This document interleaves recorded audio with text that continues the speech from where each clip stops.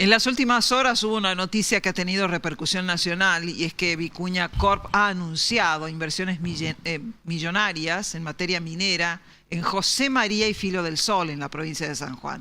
Incluso eso derivó en una reunión con el presidente de la Nación, Javier Milei. Por otro lado está la situación vitivinícola, la administración del recurso del agua. Cuando empezamos un año, fundamentalmente lo que buscamos para poder pensar San Juan es saber exactamente dónde estamos, qué tenemos para poder proyectarnos. En ese camino, obviamente, y en esa inquietud, está el ministro de la Producción de la provincia de San Juan, Gustavo Fernández, a quien agradecemos su presencia. Ministro, gracias por estar y por permitirnos este abordaje. Gracias por la invitación, felicitaciones por este nuevo ciclo de Pensar San Juan. Un placer siempre conversar con ustedes. Ministro, ¿cómo ve este año y sobre todo con estos últimos anuncios que han tenido repercusión nacional?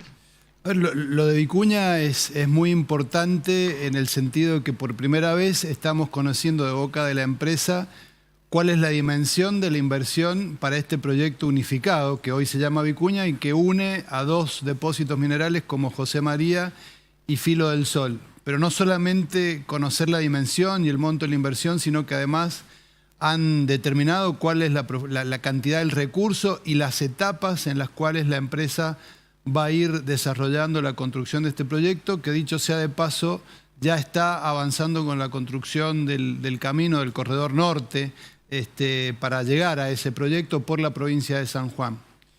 Es significativo, digo, porque marca, como dijo el gobernador Marcelo Rego, un antes y un después, porque significa la oportunidad de que San Juan empiece a tocar o a vivir más de cerca lo que va a ser algo transformador para la provincia y que tiene que ver también con estos otros temas que mencionaba de la agenda de la charla de hoy. Claro.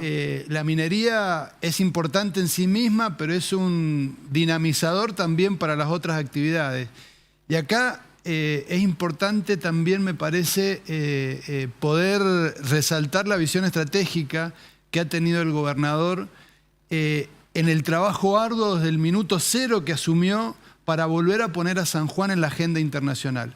Esto que empezamos a ver hoy, este tipo de anuncios que tienen una magnitud de escala no solo nacional, sino regional, hablan del trabajo permanente del gobernador, visitando cada foro internacional, acudiendo a cada cita que tenía que ver con la minería, pero en cada una de esas citas el gobernador iba en la valija con las energías renovables, con la agroindustria, con el turismo, para mostrar la necesidad de una sostenibilidad basada en la diversidad económica.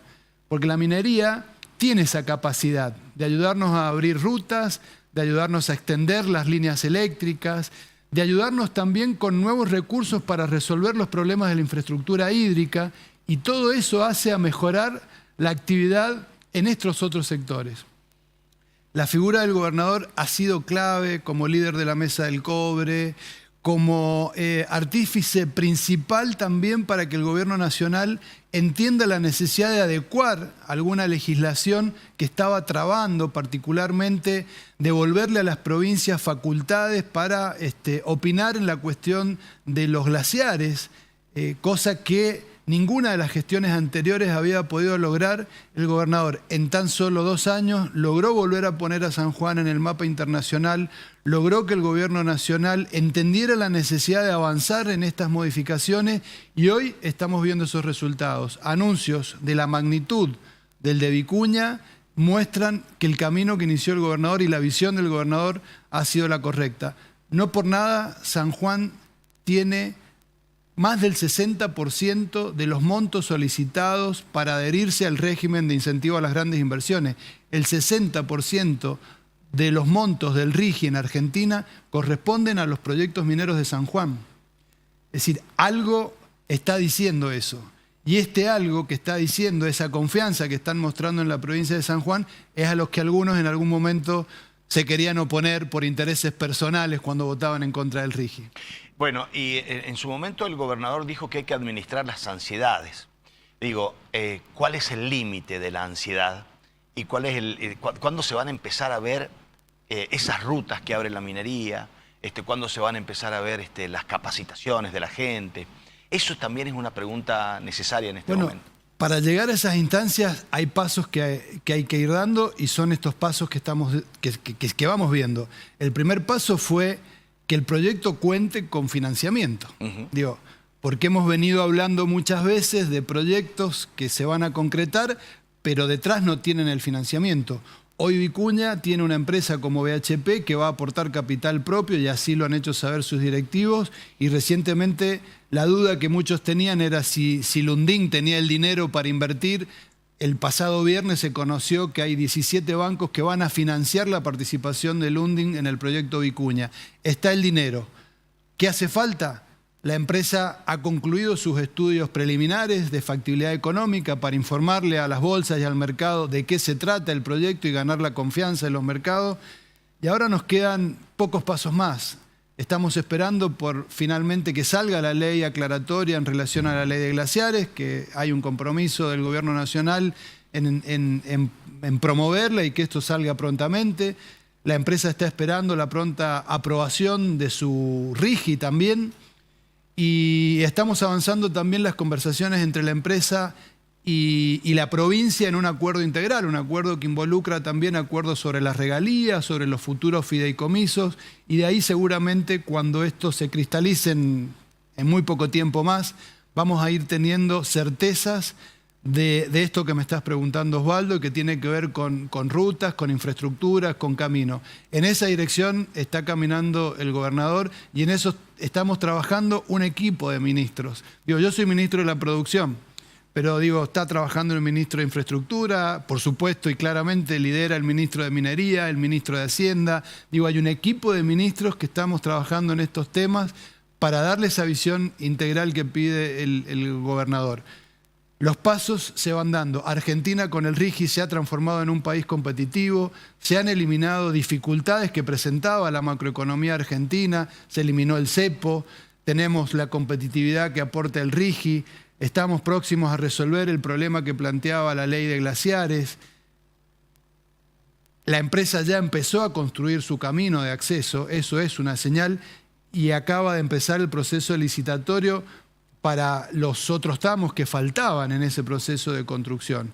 Es decir, estamos caminando ya en una senda de concreciones que iremos viendo a lo largo de este año con seguridad. Es cierto lo que usted dice, que el trabajo debe ser integral, ¿no? Por un lado está minería, por otro lado infraestructura, pero es como que en la producción está el pivot. Todos terminan o redundan en que haya crecimiento, que también la economía se diversifique. ¿Qué pasa con la situación vitivinícola y la administración del recurso del agua, por ejemplo? Bueno, la situación vitivinícola en la provincia de San Juan particularmente podemos dividirla en tres, ¿no? Tenemos una situación vinculada a la producción de pasas y uva en fresco que ha tenido una muy buena temporada. Un tercio de la producción de uvas de la provincia de San Juan va destinada a atender mercados de pasas y uva en fresco, y aquí hemos tenido una buena cosecha con muy buenos niveles de precios.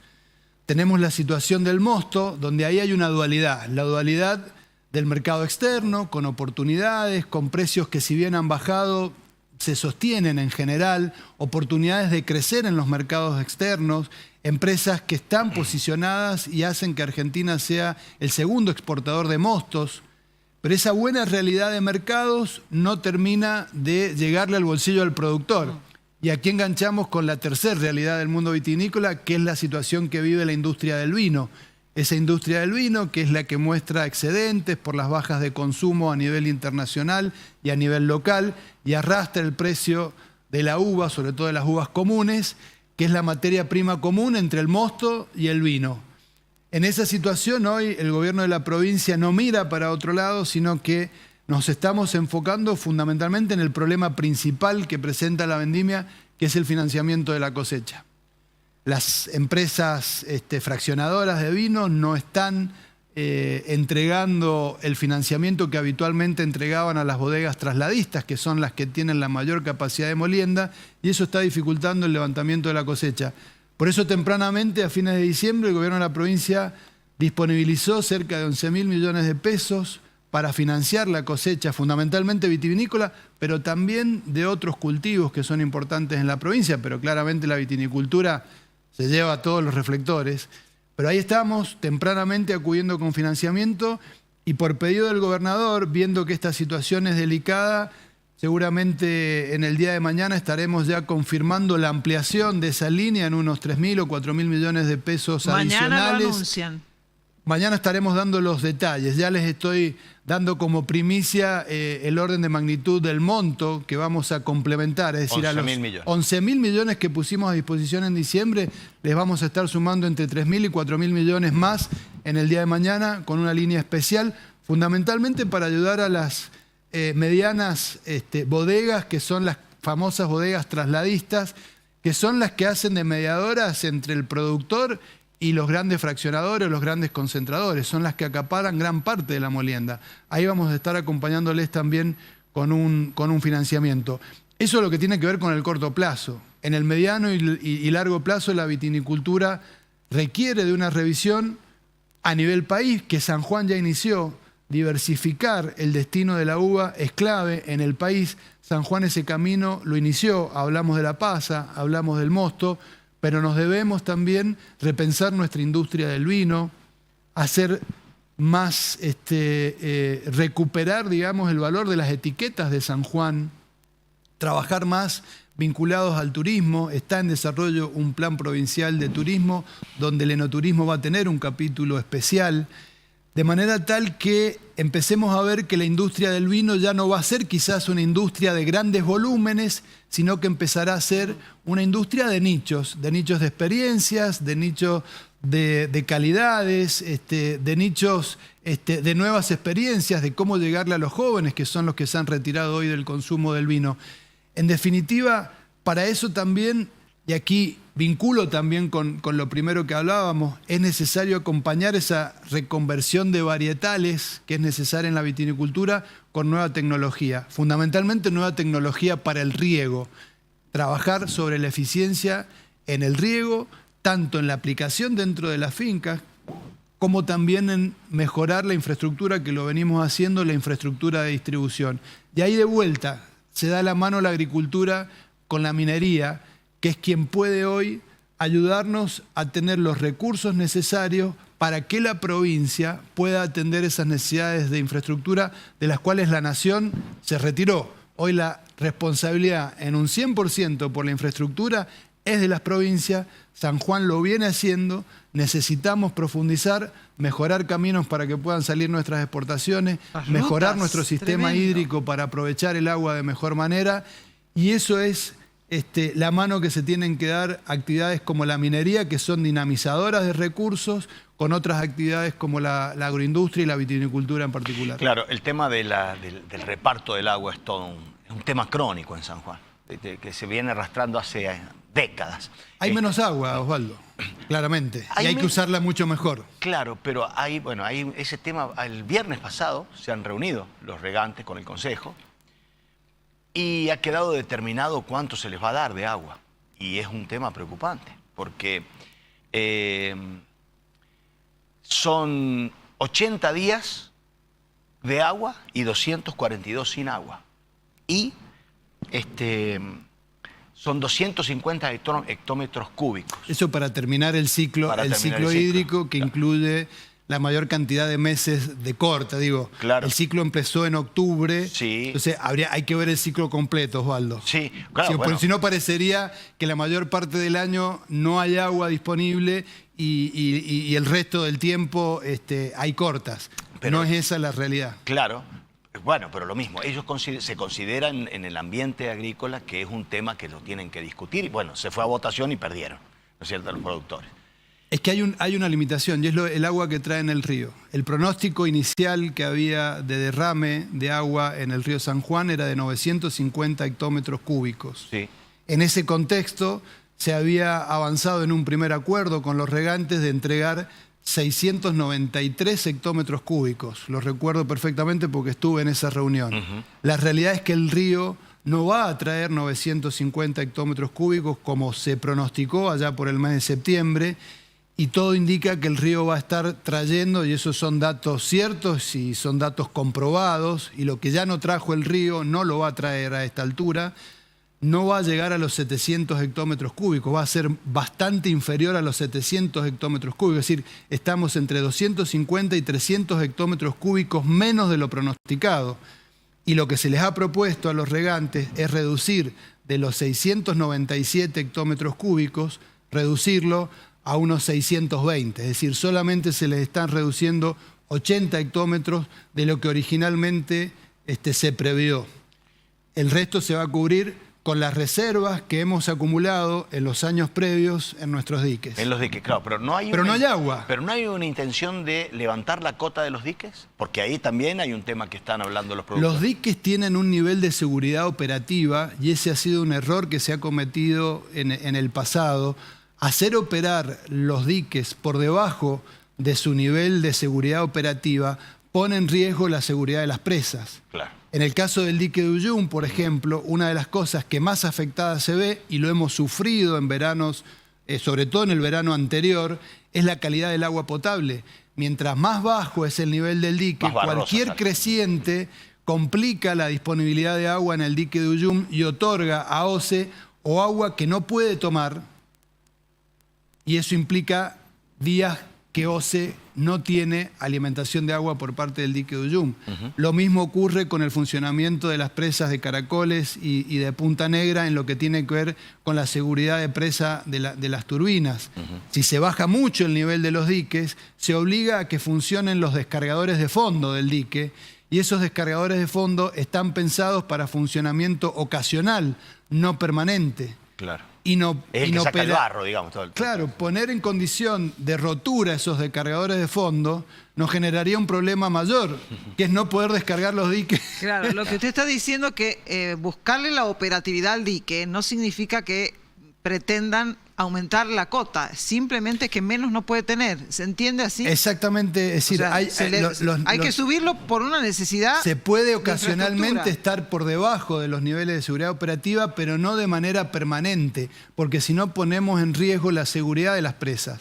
Ahora, yo no me quiero correr del debate y hay algo en lo que, es decir, aún la cantidad de agua que estamos distribuyendo parece poca, pero en realidad es suficiente para la cantidad de hectáreas. El problema no es la cantidad de agua, sino la ineficiencia que tenemos en la distribución y en la aplicación. Hay una parte que es responsabilidad del gobierno, del Estado provincial, en lo que es la infraestructura de distribución, que es ineficiente, que no es responsabilidad de este gobierno. Porque la infraestructura ha sido hace 20 años que fue abandonada. Este gobierno empezó a recuperar la seguridad de ese sistema de distribución con los arreglos del dique Ignacio de la Rosa y el repartidor San Emiliano, que estaban pendiendo de alfileres. Eso se arregló, se recuperó, se les volvió a dar seguridad, y tenemos una tarea pendiente de avanzar en mejorar la calidad de la infraestructura de distribución. Ahí se pierde una parte importante del agua. Claro, y la otra parte tiene que ver con la aplicación en las fincas. Tenemos hoy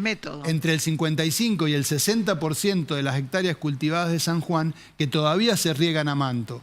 Ahí hay una responsabilidad del productor, que entendemos que la falta de rentabilidad hace a veces inviable cambiar el sistema de riego. El problema está también desde donde pasa el agua hasta la finca, que ahí se pierde mucha el agua, pues son todos están impermeabilizados. Se pierde en el trayecto hasta la finca y también se pierde en la finca. Claro, regar a manto es una manera ineficiente de regar.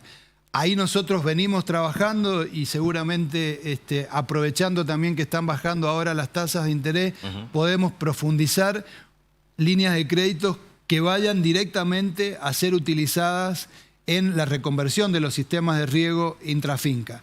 Esa es una de las demandas principales que venimos atendiendo, no con el volumen y con la velocidad, porque el contexto financiero... Fuiste tan importante en mi vida. Me cuesta creer que una mancha de vino nos separe. No le digas chau a la ropa que tanto querés. Aplicá Trenet Gatillo y decile chau a las manchas. Estamos haciendo, pero que va a demorar, que es recuperar la eficiencia de nuestros canales de distribución, donde ahí sí claramente hay una responsabilidad del Estado que asumimos, que reconocemos y que venimos dando muestras de querer atender. ¿Qué desafíos hay para este año? ¿Cómo se hace para crecer, ministro? Fíjese, está el tema de la reforma laboral y todos dicen, bueno, esto puede ser valioso, y otros dicen, si no hay crecimiento, ninguna ley laboral puede ser exitosa. ¿Cómo se hace para que los planetas queden alineados y se dé todo eso? Hay una realidad, y es que el cambio de una ley laboral por sí sola no va a implicar de que mañana haya más trabajo. Que haya más trabajo depende del crecimiento de la actividad económica. Ahora, el crecimiento de la actividad económica necesita condiciones. Una de esas condiciones es tener legislación laboral adecuada a los tiempos que vivimos. Porque hemos tenido momentos en el país de crecimiento donde el empleo formal sigue siendo el mismo. O sea, tenemos la misma cantidad de empleados formales registrados que hace 10 años atrás, en la provincia y en la nación. Es decir, que aún en aquellos años donde ha habido crecimiento, no ha habido creación de empleo formal. El gran desafío que tenemos en el país es crearle la posibilidad de acceder a derecho a ese 40, 45 o casi 50% de trabajadores que no tienen derechos porque están fuera del sistema. Cuando se habla de una reforma que quita derecho, acá la pregunta que nos tenemos que hacer es cuáles son los derechos que tienen esa mitad de trabajadores privados que no están registrados. Entonces, esta legislación a lo que apunta es a mejorar las condiciones para poder incorporar al mundo del derecho laboral a esos argentinos que están fuera del mismo. Y el de mañana es un paro político, porque a la producción un paro es fatal. El de mañana claramente es un paro político que tiene que ver también con una visión retrógrada de la Argentina. Es decir, las modificaciones que se han introducido en la legislación laboral, no hay ninguna que tenga, más allá de algún error con las licencias ya reconocido y rectificado en la tarde de hoy, el resto de las modificaciones básicamente a lo que apuntan es a reconocer situaciones que de hecho ya se daban en el mundo laboral. Esto del banco de horas, por ejemplo. Esto se daba en la realidad. Y a veces pedido por los mismos trabajadores, que el viernes tenían un evento familiar y pedían trabajar más horas durante la semana para poder faltar el viernes. Esto era una situación de hecho, pero que no estaba reconocida en el derecho laboral. Y eso requiere estar reconocido en el derecho laboral para evitar inconvenientes. Y después el otro tema, el fraccionamiento de las vacaciones. La gente hoy se toma vacaciones más cortas, el que puede tomarse vacaciones. Y aquel que no puede tomarse vacaciones, no le sirven vacaciones tan largas para quedarse en su casa. Hay una búsqueda natural de fraccionar las vacaciones de otra manera. Y el hito fundamental de esta reforma tiene que ver con acotar los márgenes de la conflictividad laboral, ponerle límites a qué es lo que se puede reclamar. Fíjense que no se ha cambiado el cálculo de la indemnización por antigüedad. Sigue siendo la antigüedad, la indemnización por despido, es un año, un mes por año de antigüedad. Sigue siendo igual. Lo que se ha definido con claridad en la ley es qué incluye ese mes de sueldo, que antes era una definición difusa que dependiendo del juez podía duplicarse o triplicarse cuando se le empezaban a agregar cosas. Entonces, eso ha sido acotado. Y eso, sobre todo para una pyme, es muy importante. Porque la pyme, que es la que mayor capacidad de generación de empleo tiene, la litigiosidad del sistema y de la legislación laboral hacía que, sobre todo en el sector comercial o en el sector agrícola, no tomara personal, y si lo tomaba, con el riesgo de tomarlo en negro, lo cual no es bueno para el empleado fundamentalmente, que es el que más pierde, pero tampoco es bueno para la empresa que incurre en esa irregularidad. Bueno, hoy fue noticia el tema FATE y ahí apareció también todo este análisis nuevamente. ¿Usted tiene opinión formada? Cierre de la fábrica de neumáticos y la apertura de la importación china, que es lo que argumenta la empresa. A ver, yo siempre he sido en eso claro. Creo que siempre es mejor tener una política de apertura que tener una política de cierre de fronteras como la que hemos vivido. Es decir, no nos ha llevado a ningún buen lugar el tener un país cerrado al mundo. Sí comparto que esa apertura debe ser un proceso gradual. hay sectores en los que esa apertura se ha dado con una velocidad que no permite que el sector afectado pueda reconvertirse o pueda adaptarse. Lo estamos viendo en estos casos de autopartes, lo estamos viendo y en este caso, en el caso de la provincia de San Juan, no solo viendo, sino también sufriendo, como es en alguna parte del sector textil, que también está sufriendo esta rápida apertura sin que mejoren condiciones de competitividad interna. O sea, mi opinión es bienvenida a la apertura al mundo, pero debiéramos tener un camino más gradual de apertura que nos permita reconvertir aquellos sectores que pueden tener dificultades como los estamos viendo. Volviendo a la faz política de todo esto, hacer memoria a veces ayuda, porque en el gobierno de Alberto Fernández no se le hizo ningún paro, cero paro, al peor gobierno de la historia argentina, sin duda. Ahí se fueron, no solo, como FATE ahora es la noticia, se iban 2 empresas por día. Se fue BASF, se fue Walmart, se fue Falabella, se fue medio país se fue de Argentina. Se le pueden achacar a la mentira del COVID, pero también la amparó el gobierno e hizo la cuarentena más larga de la historia. O sea, digo, hacer memoria también ayuda a analizar esto. Para eso a mí me gusta reforzar la idea de que usted dice, sí, es un paro político. Y hay que ponerle el pecho a eso, y hay que decirlo a viva voz también. Claramente lo es. Lo que se está produciendo en el mercado laboral es...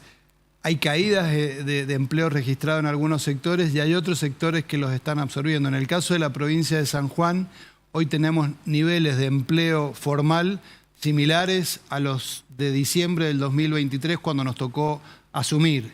Es decir, hemos tenido altas y bajas, hay sectores que han caído en la cantidad de empleo formal y otros que han aumentado. Es decir, hay sectores que están sufriendo y hay otros que se están recuperando. En el caso de la provincia de San Juan, así como hay sectores que están complicados, como es el sector textil, donde ha habido caída en el empleo industrial textil, hay otros sectores como el farmacéutico, por ejemplo, que están ampliando plantas y están iniciando procesos de incorporación de personal. Hemos visto también inversiones en el sector de las cales también, con nuevos hornos de producción. Sí, los hemos tenido acá. Entonces... Hay realidades diversas según el sector, pero que la realidad es dura, no caben dudas. Necesitamos todavía recuperar niveles de financiamiento. Uno de los principales problemas hoy que tiene la actividad privada es la falta de financiamiento o el financiamiento caro que hay. Siguen siendo altas las tasas de interés y eso dificulta también encarar procesos de financiamiento, reconversión tecnológica y poder sortear mejor estas crisis. Bueno, muy bien. Agenda abierta. Agenda abierta. Muchísimas gracias por abierta. eso y más con los acontecimientos de minuto a minuto que vamos teniendo. Queremos muy especialmente remarcarlo y desde ya siempre agradecerlo porque para poder pensar hay que tener en cuenta todas estas variables. Muy amable, ministro. Muchas gracias por haber estado con nosotros. Agradecido soy yo y siempre a disposición. Muy amable.